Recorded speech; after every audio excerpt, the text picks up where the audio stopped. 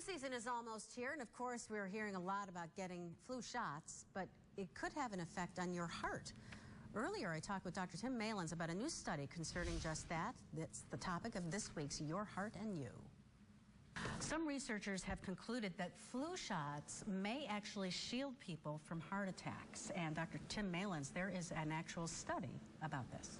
Yeah, so it was a study out of Australia. It wasn't a real large study, but a study nonetheless of somewhere around 500 patients. And they had found that going back and looking at admissions in the hospital, that the people who had had flu shots tended to have less incidence of myocardial infarction or heart attacks.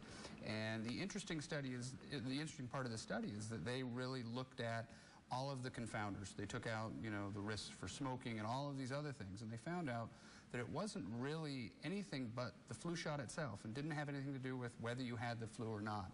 Now, with all of these studies, I always recommend that we take them with caution, because we really don't know on a small population basis like that.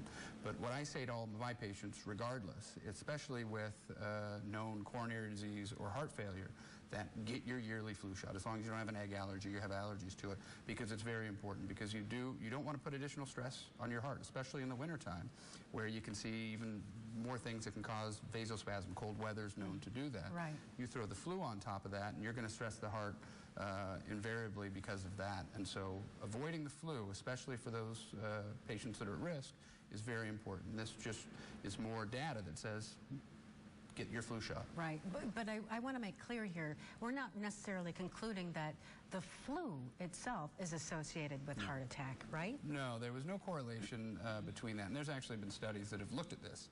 And although one would assume that the flu would put stress on the heart, there's no real evidence that says the flu causes heart attacks directly.